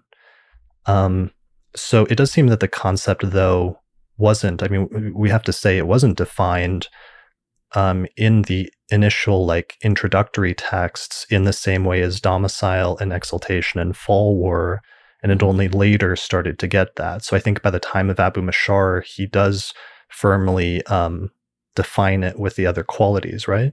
Hmm. Yeah, and Saul also defines it. So we're talking uh, 8th and 9th centuries. Okay, and for all intents and purposes, Rhetorius does as well in like the 6th or 7th Yeah. century. So it's that time frame when it becomes firmly sort of established, but it has earlier precedent. So what we want to know is, because exaltation and fall seem pretty straightforward and simple, and Mhm. everyone defines them, and the vocabulary is there, and everyone knows what they mean. Right. So the question is, how much of this is a patchwork with detriment? How much of it is a patchwork of things that they just sort of cobbled together versus um, interrelated features that are really there that you have to recognize, but took time to coalesce into like the factors are just laying there. All they're waiting for is a name, Mhm. which enantioma seems to have been the name. I mean, if you look at the at the categories I have, uh, the division and contrariety, corruption and disintegration, and foreignness, travel, others. Well, this a planet's own house is precisely the contrary of all of those. It is a place of unity and sameness. It's a place of healthiness and coordination of effort. of And it's a self-autonomy. place, yeah, an autonomy and a place of the homeland. So it's not like like like they casually came across some things and then kind of wove it together in this artificial way, Mhm. because a planet's own house really does mean the opposite of all these very same things. So Right. it could be that the reason it took a long time for this to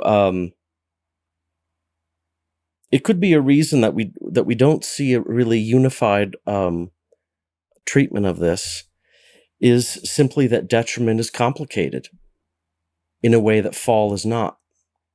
Yeah, I mean, it's complicated, and also it almost you can almost take it for granted to a certain extent. Like, I hesitate because that could Hmm. be charged with being anachronistic to say that you can take it for Hmm. granted, and certainly we have to be careful to, Mhm. especially when it comes to issues like this, because somebody walking in from the Renaissance tradition and just expecting that detriment would be there, if they actually read Firmicus or Ptolemy honestly and realized that it's not there in those texts, or at least they don't mention it, then you have to realize that you can't just assume it's there. But if some of those ideas, like planet having self-autonomy or being at home or other things, are inherent in the concept of domicile, then to a certain extent, a planet being opposite in the sign opposite to that, that it's a natural extension of that, Mm. that there's something opposite about that sign or that house, so that it may have been kind of a given. Mhm.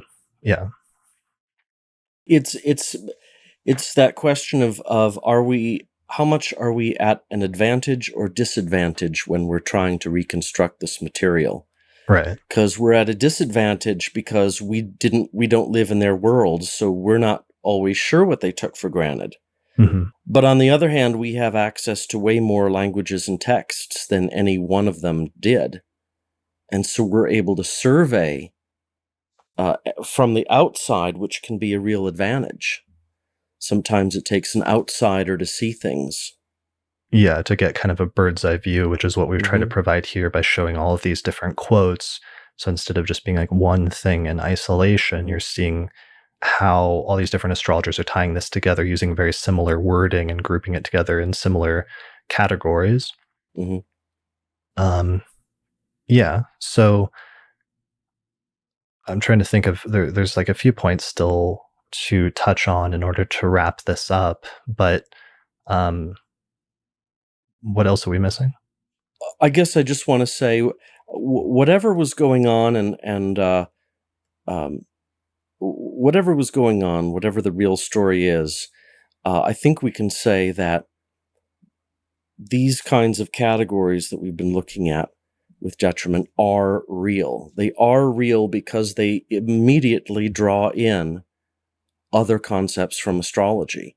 It Mhm. makes detriment special. Uh, it makes detriment special, even if it's complicated. Yeah. Um, And that's what's actually the most important and interesting about this to me is it makes detriment come alive in a way that's much more real and much more interesting than just the sort of flat two-dimensional view of it that it sort of became in the later tradition, where it was just like, well, if you have domicile then you get 5 points, but if you're in detriment you get negative 4 points, or like whatever the counting yeah, system was. right. Yeah. Here there's like specific conceptual meanings that you can extract from it and then begin to look for and apply in example charts in very concrete and potentially profound ways. Whether you're, I mean, what's interesting here is that occasionally some of the Hellenistic astrologers are looking at concrete external manifestations in the person's life, but sometimes they're actually talking about like internal things, like when they're talking about the ruler of the lot of spirit and the person having like contrary thoughts or Hmm. contrary opinions or things like that. They're talking about almost like a psychological context of detriment in some way. Or well, Saul talking about reluctance and that the thing that you're aiming for is also weighing heavily on you at the same time. Right. Right. So there's a level of like nuance and detail that's there as well, that's accessible now to us by understanding this, and also by being careful not to project this backwards Because I think that's one of the issue that people sometimes run into when they look at this is that you could be looking for, well, this is the Renaissance concept of detriment, that it's like an inherent sign quality. And so if we look back and we don't see an inherent sign quality like the concept of exaltation or domicile in the Hellenistic tradition, then the concept doesn't exist.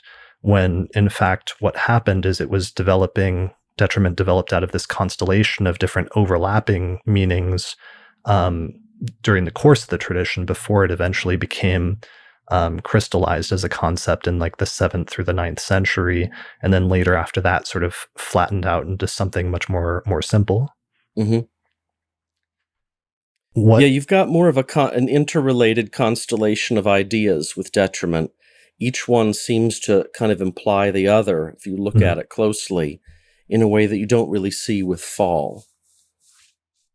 Right. But but I like your idea that they might have used that word enantioma because to them it already implied several of these complicated things. Mhm. But we don't appreciate the immediate effect that that word might have had on them, and that they, when they used it in that way. Yeah, and I should have read the entry of the Liddell and Scott lexicon, the Greek dictionary for ancient Greek, because it actually has a few sub-meanings of other translations of the meaning of the term enantioma, which it says primarily means opposition or opposite, but it also means, they say, incompatibility, conflicting, differences, and discrepancies. So that right there, it starts picking up a lot of the terms that where we see the astrologers going with that in some of their later interpretations. Uh, I would just want to add, I have here, the Standard Ware Dictionary of Arabic. This is not the older Lane Dictionary, Mhm. but it also points out that one of the words that we get from this is an antidote or a contraceptive, Mm. and antiseptics. So things that are explicitly working contrary to something else. Right. I love that. Yeah, that keeps taking me back to like antithesis, and I wish that worked better in Mm, a sentence and wasn't as awkward. But my primary terms are still the two I had in my book were like adversity, which was from what the Latin translation of the Liber Hermetis, how they translated, I think, in Antioma, where they translated it as adversitas, and then exile, which is interesting because when I researched this, it turned out a bunch of other languages besides English, like I think in French and Portuguese, their term for detriment, one of their terms for detriment is actually exile. mhm, So it continued into even the modern traditions of astrology in some other languages, this idea that a planet being in its detriment meant being cast out of one's home, but it mhm. just didn't make it into English for some reason. So Yeah. that is as one potential term, and then finally antithesis. And you introduced one other term earlier in this episode. I forget what it was, but that was a good one as well. Inversion? Inversion, yeah. Inversion is really good. The idea of the opposite sign inverting the significations of the planet. So just going back Mhm, to the domicile scheme and the notion that um, here, let me share like an image. So, for example, um, Venus is or Saturn. No, the sun in Leo, for example. So right now the sun just moved into Leo a few days ago, and I was rereading Abu Mashar in his treatment from the Hermes text of why Hermes supposedly assigned the sun to Leo, and it was entirely about assigning it to 15 degrees of Leo being the height of the summer and the height of um, the length of days, and when the heat is at its most intense, right in the middle of that season, and then assigning the sun, that being the reason for why the sun should rule the sign of Leo or the 12th part of Leo, and then the opposite to that being Saturn being right in the middle of winter and ruling Aquarius as the opposing sign during the time of the year where the days are the shortest and the cold is sort of at the most intense. mhm. So just that idea of like opposing qualities, and then what happens if you take the sun and you put it there in Aquarius during the middle of winter, when it's cold and the days are short and there's not much sunlight, versus taking Saturn, a cold, dark planet that's not very visible, and putting it in Leo and making it operate in that context. You can sort of start to get the idea of, like I said, antithesis or inversion, the place of a planet's inversion. All right. One thing I do want to say, though, is just from a practical standpoint, I do think one good thing about this and one pushback that's important is the idea that detriment is not like the end of the world. I think sometimes when people learn it, and especially because detriment became the term established later in the tradition, it was taken to mean that it's like this terrible, terrible thing to have, or that if somebody has something in detriment, that it means something negative about them, or that it's the end of the world, or that it's a major affliction. And I think one thing that's pretty clear is even once this gets established as a relatively significant concept in the late Hellenistic and early medieval tradition, they were still not treating it as like the worst thing that you could possibly have in your chart, right? Right. It was often in a list of other things. Um, and And it it was was, like and way far down in that list. I don't know about way far down, but it was definitely not mentioned as often as fall. Right. Some of the standard lists of the worst things would be fall, being burned under the rays, um, being retrograde. Those would almost always be mentioned before detriment, and appear as a cluster, Mhm. if without mentioning detriment. Okay. And then for me, like a large part of my process over the past decade is once I started to, because I was ambivalent about it for so long after reading the Hellenistic texts and finding it absent for the most part, not knowing what to make of that, eventually once I realized it was a concept in the Hellenistic tradition, I started to pay attention and integrate it into my practice. And most of the past decade has been spent working on that, like figuring out what to call it, if Mhm. not detriment, and also seeing how it works out in charts. My main conclusion from a practical standpoint is that while it can indicate an obstacle that arises or a sense of otherness or alienation that the person has in some part of their life, like I said earlier, if the planet is well placed, it can still work out very well based on other considerations like configuration to benefics or house placement or other things like that. Whereas if it's afflicted and has poor condition according to other things, that's when you can see those other compounding factors leading the detriment to be more of a problem. So one of my favorite chart examples, for example, is like the poet Maya Angelou that has Mercury in Pisces, and she had like a traumatic experience when she was younger that caused her to stop speaking because she was like afraid of the power of her voice, and she thought that something she had said had caused this really negative event to happen when she was like 5 or something. So she stopped speaking for years. But then later, when she grew up, she sort of got her voice back and started speaking again, and then grew up to be a famous poet, of course. And I think Mercury's like it's in a adherence or a conjunction with like Venus, and it's being bona fide. So there's a really positive like counterbalancing factor, so that even though there was that initial obstacle or problem, there was also a positive resolution, and she was able to adapt to it and become perfectly strong with that position, Mhm. despite the initial issues. Another example could be, uh, well, two examples I can think of as with friendship. The Lord of the 11th in detriment in the opposite house. Hmm. Um, your friendships might be with people who live in other parts of the country. They're far away. Your friends are far away. That's the travel part. Hmm. But they're still your friends. However, having friends who are far away that you communicate with mainly by telephone can also be really difficult to keep holding together. Mm, That's the disintegration part. right. And yet they're still your friends. And if it's Jupiter, and he's, let's say, in the same sign as Venus, um, they are your friends, and they could be lasting friendships, but they take extra effort to hold together because the friends are far away. Yeah, definitely. That makes sense. Or we were talking about like second and eighth house examples, and I've seen examples of somebody that has like the ruler of the second in the eighth, like Mercury. They have Gemini on the second house, and Mercury is the ruler of the second, and it is in the eighth house, which signifies both other people's money as well as mortality. And it's relatively well placed. It has some bonification, but one of the things is that the native became an accountant, so they literally make their own money through other people's money. And you can see other situations like that when there's connections between the second and the eighth.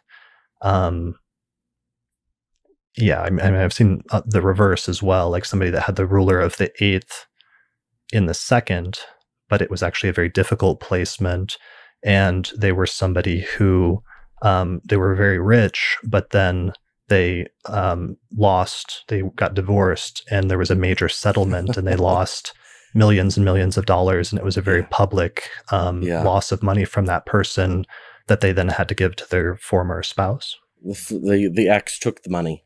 Right.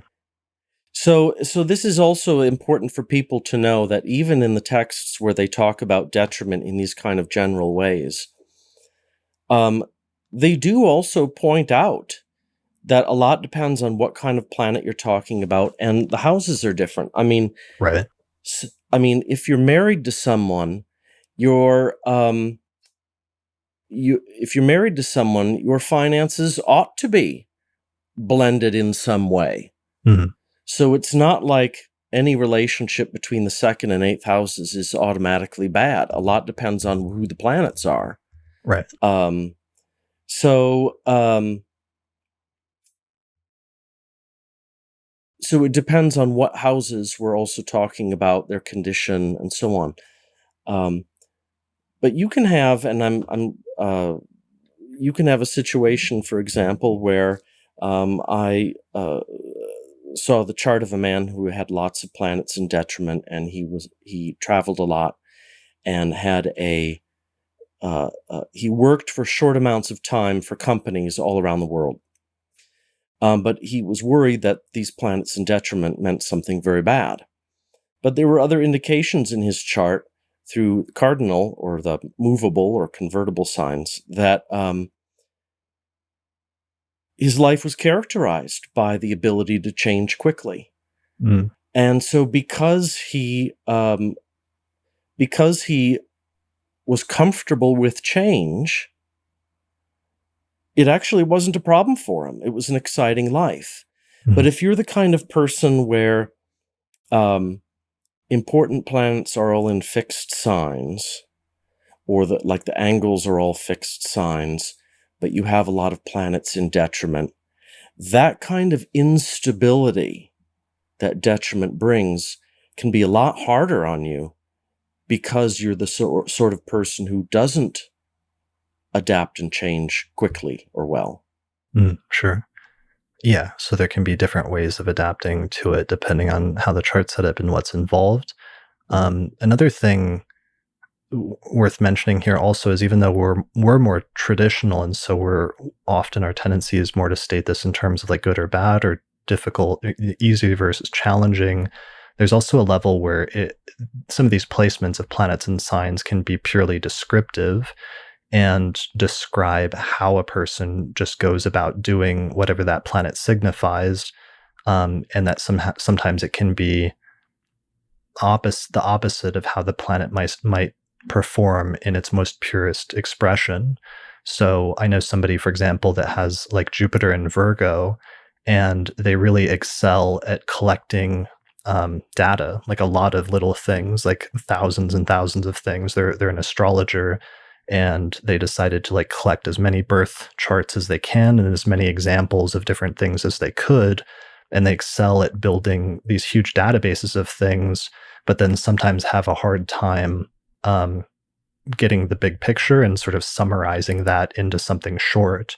They'll have a tendency to write like very long articles with many, many words, instead of like summing it up into something short and concise. And it's sort of like the Jupiterian principle of being big and expansive, but it has to manifest in the context of Virgo, which is ruled by Mercury and is signifying Mercurial, yeah.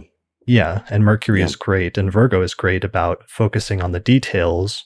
But when you put Jupiter in that context, it means it focuses on all of the details, or it blows up Hmm. the details and makes them much, much bigger and much more expansive. Hmm. And that, and I, yeah, so that goes back to the idea that the planet in detriment is subject to the conditions of the contrary planet that rules Mm, the sign that it's in. And, but this could also be, this could be a problem for someone too, because, well, I've spent my life collecting all this data. Now, what in the heck does it all mean? right, Well, that can be a real problem. You could be a master of details and have no idea what any of it means. And so that can be a problem too.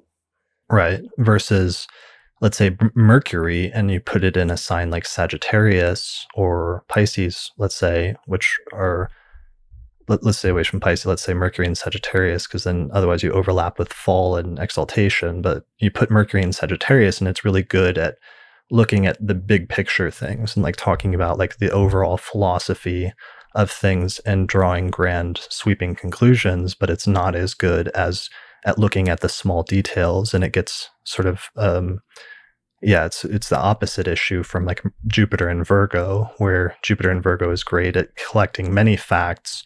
Mercury and Sagittarius is better at looking at the broad picture, but it has an issue when you get into the details. Corrupts Mercury in a different kind of way. Yeah, or just it presents a challenge to the basic functioning of the planet because it has to operate the opposite of how it's used to. Hmm. And if you just keep that basic meaning in mind and you apply that to all of the signs, you start getting a much more useful usage of the concept of detriment as like a descriptive factor that can help you to describe how the planet is operating. And it doesn't necessarily always have to work out as a negative thing. It just depends on how it's configured, but it just qualifies the functioning of that planet in a certain special way. Hmm. And the last thing is just this really brings up how in traditional astrology, there's all these like little concepts like this that have just basic keywords. And it seems almost like too simplistic at first, or it almost seems like it's not giving you enough to work with at first. But then when you start stringing them together, you realize that it not only provides you with quite a bit of information, but it also provides you with very concrete information that's based on very specific astronomical properties. Hmm. Like, a planet being opposite to its sign means this. And then when you string it together with this other concept, it modifies it to mean this, and so on and so forth, so that it actually does start becoming not just more complicated and more complex, but also it still maintains the ability to be very concrete about making specific statements about a person's life. Hmm. They often packed a lot more into fewer words. And if we're living in an age where we like to just skim through lots of words or skim across a lot of words to get a general impression of what someone's saying, it's you have to take a different attitude towards them. They were packing a lot in there. Yeah, and that's why to me, when we read these passages and we see these infrequent but recurring references to detriment in the early Hellenistic and later medieval tradition as being a concept, we have to take those really seriously. And we also see that the later medieval astrologers also understood that, so that when they came across a concept like this, they didn't overlook it or put it aside, but they actually incorporated it into their astrology and considered even those passing references to be a big deal that contained major interpretive principles. Hmm. Um, oh yeah, I forgot to mention what complicated this whole situation is that in the Indian tradition, they don't have the concept of detriment. And this is Hmm. one of the things that always complicated things because that presumably then came from as a result of Hellenistic astrology being transmitted to India. Because the concept wasn't like overtly articulated in the introductory text, they also didn't incorporate it as like a basic concept that you was introduced with domicile, exaltation, and fall. However, I was talking to Austin Kopic the other night. He was telling me that the concept of detriment still does kind of come up indirectly through the idea of planetary friends and enemies, so that when a planet is in certain signs, the signs that are opposite to a planet's domicile more often than not do tend to be enemies with that planet, so that there is Mm. already an interpretation of an inherent conflict between them. Hmm. So it may be that the concept is actually in Indian astrology, but just in an indirect way, just like it Mhm. sort of was in the Hellenistic tradition, and how Rhetorius described it as well. Mhm. Yeah. Very interesting. Yeah. All right. Well, I think that's pretty much it. So this is a pretty solid 2-hour episode. Thanks a lot for joining me today for this. So some of the quotes that you used were actually derived from material that you're preparing for your course, which you're getting ready to launch before too long here, right? Yeah. Okay. So what's the deal with that? Where are you at with that at this point?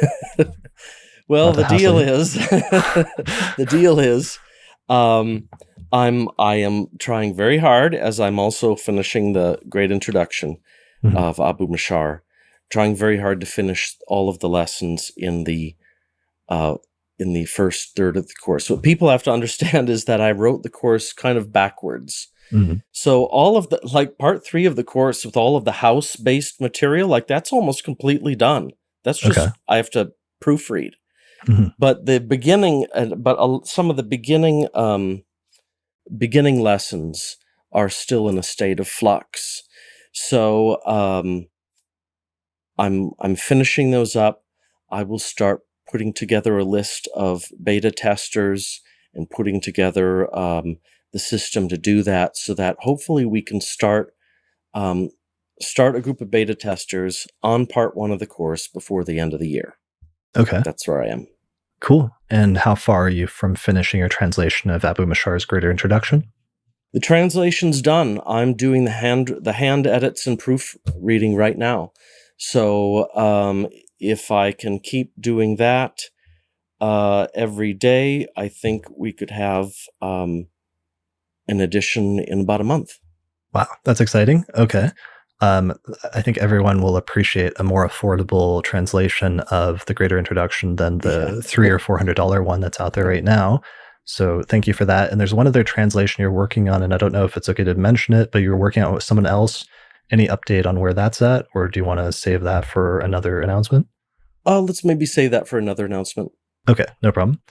All right. Well, thank you for this. Thanks also to Levant Laszlo for his help with the translation of a lot of these passages that I read from the Hellenistic tradition. He did like a lot of work on that this week. So I just want to give a shout out to him, and I'll put a link to his website, which is horiproject.com. And you can find him on patreon.com/horiproject. And I'll be interviewing him next month about some translations he's doing of Porphyry and Antiochus and other Hellenistic authors. And I'll put a link to the handout or the PDF in the description below this episode. Also, thank you to Anthony, of course, for holding my feet to the fire and causing me to go back and relook at some of this to finally answer this question more thoroughly, which I feel like we've done here. But I appreciate that sort of back and forth that sometimes comes when different people have different ideas, and then you're supposed to like challenge them, and that exchange or that tension causes positive developments like this. Cool. All right. Well, thanks everyone for listening or watching this episode of the Astrology Podcast, and we'll see you again next time. Thanks. Bye. Thanks to the patrons who helped to support the production of this episode of the Astrology Podcast through our page on patreon.com. In particular, shout out to patrons Christine Stone, Nate Craddock, Marin Altman, Arena Tudor, Thomas Miller, Bear River, Catherine Conroy, Michelle Marilat, and Kate Pallotta, as well as the AstroGold Astrology app available at astrogold.io, the Portland School of Astrology at portlandastrology.org, and the Honeycomb Collective Personal Astrological Almanacs available at honeycomb.co. The production of this episode of the podcast was also supported by the International Society for Astrological Research, which is hosting an online astrology conference September 12th and 13th, 2020. You can find out more information about that at isar2020.org.